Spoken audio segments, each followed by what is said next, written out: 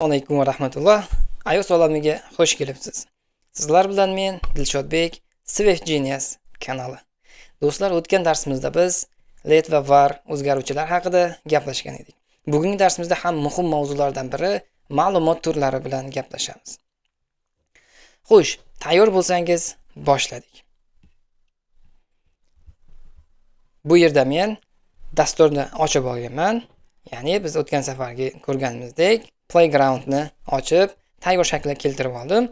Agar siz Playground qanday ochishni bilmasangiz, o'tgan darslarimizni ko'rib olishingiz mumkin bo'ladi. Xo'sh, ma'lumot turlari haqida gaplashadigan bo'lsak, ma'lumot turlari umumiy barcha dasturiy tillar uchun 3 xil ma'lumot turlari mavjud. Bular numeric, symbol text va logical. Bular hamma dasturiy tilda bir xil, ammo bularning sintaksis yozilishlari turlicha bo'lishi mumkin. Misol uchun, bizlarning Swift dasturlash tilimizda raqamli ma'lumotlar int, double, float deb nomlanadigan bo'lsa, buni boshqa dasturlash tillarida nomlanishi jihatdan turlicha bo'lishi mumkin. Ammo barchasi bir xil turdagi ma'lumot turi hisoblanadi. Xo'sh, bularni misollar bilan ko'radigan bo'lsak, demak, raqamli ma'lumotlar bular Swift dasturlash tilida 3 ta hisoblanadi. Bular int, double, float. Int bu butun sonlarni o'z ichiga oladi. Double esa kasr sonlarni. Float ham kasr sonlarni qabul qiladi. Agar bizga butun son kerak bo'ladigan bo'lsa, intdan foydalanamiz, kasr son kerak bo'lsa, float va double dan foydalanamiz. Demak, float bilan double ikkisi ham kasr hisoblanadi, ammo buning ikkisining farqi aniqligida. Double 15 tadan 16 ta raqamgacha aniqlikda raqamlarni ko'rsata olsa, float esa 6 ta va 7 ta raqam oralig'ida ma'lumotlarni, raqamlarni aniq ko'rsata oladi. Float xotiradan kamroq joy egallaydi, double esa xotiradan ko'proq joy egallaydi. Chunki uning ko'proq ma'lumotni, ko'proq raqamlarni ko'rsata olganligi uchun xotiradan ko'proq joy egallaydi. String bu bizda o'zbek tilida matnli ma'lumotlar deb ataymiz. Xo'sh, bunda biz har qanday turdagi matnli so'zlarni o'sha string orqali ma'lumot tipini aniqlab, xotiraga joylashimiz mumkin bo'ladi. Demak, keyingisi boolean tipi. Boolean tipi mantiqiy amallar. Buni yaxshi esda qolish uchun ha va yo'q degan example'ga qo'yib olsak bo'ladi. Ha yoki yo'q. Bunda true va false qiymatlari mavjud. Bormi? Ha, bor yoki yo'q. Ikkita qiymati, ikkita javobi bo'lishi mumkin. Bunda ham xuddi shunday ha va yo'q qiymatlari bor. Bularni hozir pastda misollar bilan batafsil ko'rib chiqamiz. Character bu bitta harf yoki belgini o'z ichiga oladi.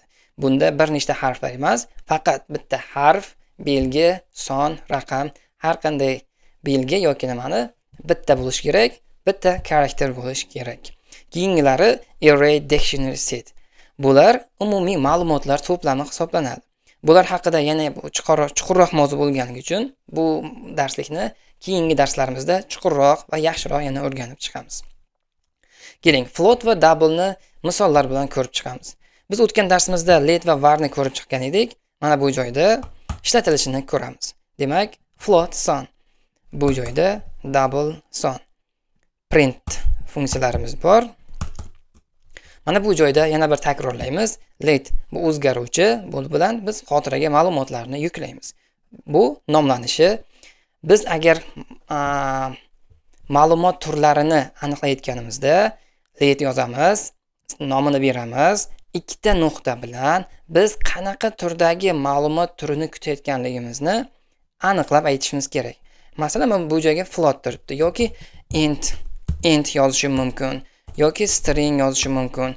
Mana shu biz keyingi, bu tenglikdan keyingi qiymat qanaqa qiymat kerakligini aniqlash uchun mana shu joyda biz ma'lumot turini yozib ketishimiz shart.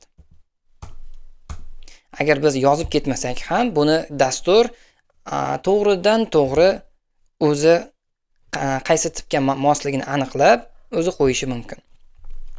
Demak, hozirgi holatda biz float va double ni bir-biri bilan taqqoslab ko'ramiz. Ya'ni qanchalik darajada aniqlikda ishlashini misolda ko'rib chiqamiz. Demak, biz dasturimizni ishga tushirganimizda, mana ikkisiga ham bir xil qiymatli ma'lumot beryapmiz. Mana bunda ham dasturimizni ishga tushiramiz. Mana bu joyda ko'rib turibsizki, birinchisi float, ikkinchisi double. Birinchisida mana 3 1 2 3 4 5 6 7 8 ta raqamni olyapti, ammo 8-inchisi 7 raqami chiqyapti. Demak, bizni bu joyda 20, mana bu 2 gacha bo'lgan qiymatgacha aniq ko'rsatyapti. Qolganini taxminiy raqamni oladi. Mana ko'ryapsiz, bu joyda 7 raqamning o'zi yo'q, ammo bu taxminiy 7 raqamini olyapti. Chunki bu 6 tagacha, mana 6 ta 7 tagacha aniq qiymat, keyingi qiymat o'zi noma'lum bo'lyapti. Double ning 15, 16 tagacha qiymat bo'lganligi uchun bu yerdagi sonlarni hammasini aniqlik bilan ko'rsata olyapti. Siz ham buni o'zingiz sinab ko'ring. Xo'sh, misollar bilan ko'radigan bo'lsak. O'zgaruvchi. Demak, biz o'zgaruvchi nomini yozamiz. O'zgaruvchi lit bilan yozamiz, nom beramiz, 2 nuqta va int deb yozamiz. Intga biz doim butun sonni berishimiz kerak bo'ladi. Masalan, bunga agar kasr son, nimadir kasr son bermoqchi bo'lsak, dasturimiz xato ishlashni boshlaydi va bizga dastur nima xato qilayotganligimizni ko'rsatadi. Bu yerda mana double tipiga, int tipiga double qilib bera olmaysan deb aytayapti. Demak, biz int tipidagi mana bu joyda int tipidagi ma'lumotni tenglikdan keyin kelishini so'radik. Demak, biz tenglikdan keyin faqat int tipidagi ma'lumotni qabul qila olamiz. Keyingisi narx double qo'yadigan bo'lsak, double bu kasrli sonlar bilan ham ishlay oladi va butun sonlar bilan ham ishlay oladi. Double yuqori aniqlikda ishlaydi. Mana bunda double deb ma'lumot tipini beryapmiz, tenglik va bu joyga agar biz string beradigan bo'lsak, string ma'lumot. Demak, bizda dasturimiz yana xato ishlashni boshlaydi. Chunki biz bu yerda double tipidagi ma'lumotni kutyapmiz, ammo tenglikdan keyin biz matnli ma'lumotni beryapmiz. Bu xato hisoblanadi. Demak, biz 1 2 3 faqat raqamli qiymat berishimiz mumkin. Keyingisi tezlik. Demak, float. Float ham xuddi shu double bilan bir xil ishlaydi. Bunga ham faqat raqamli qiymat berishimiz, raqamli ma'lumot berishimiz kerak bo'ladi. Keyingisi string. Tepada ko'rdik. Mana bu string, matnli ma'lumotlar. Demak, matnli ma'lumotlarga biz faqatgina ikkita tirnoqcha ochamiz. Bu bilan biz string ma'lumot. Demak, mana shunday biz matnli ma'lumotlarni berishimiz mumkin bo'ladi. Ammo biz string deb yana bunga raqamli qiymat beradigan bo'lsak yoki mantiqiy qiymat beradigan bo'lsak, dasturimiz bizni xatoligini to'g'ridan to'g'ri ko'rsatadi. Demak, biz bunga faqat matnli ma'lumotni bera olishimiz mumkin. Masalan, raqam berishimiz mumkin, ammo dastur buni matnli ma'lumot deb hisoblaydi. Chunki bu matnli ma'lumotda ikkita tirnoqcha, bu yoqda ham ikkita tirnoqcha bilan yopyapti. Bu matnli ma'lumot turi hisoblanadi. Keyingisi rostmi, yolg'onmi? Ya'ni bu mantiqiy amal. Boolean tipi bilan, boolean kalit so'zi bilan boshlaymiz. Ya'ni mana ikkita nuqta va boolean. Bunga biz tenglikdan keyin faqat true yoki false qiymatini bera olishimiz mumkin. True degani biz ha degan ma'noni beradi. Rostmi? Ha, rost. False false yozadigan bo'lsak, rostmi? Yo'q, yolg'on degan ma'noni keltiradi.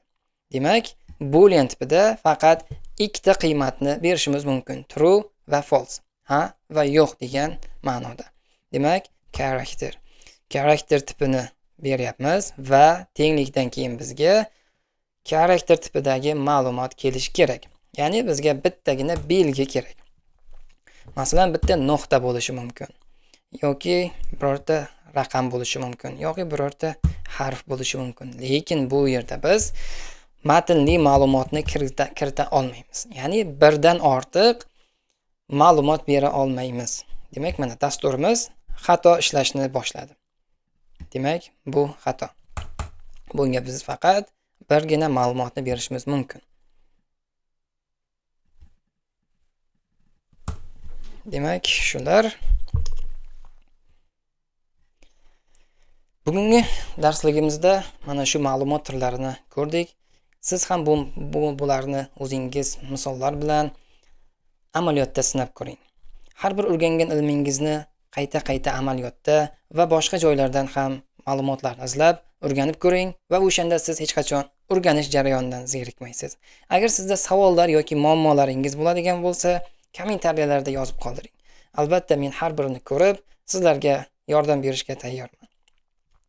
Sizlar bilan men Dilshodbek, Swift Genius kanali. Keyingi darslarimizda biz if-let, if shartlari, shartli operatorlar bilan tanishib chiqamiz.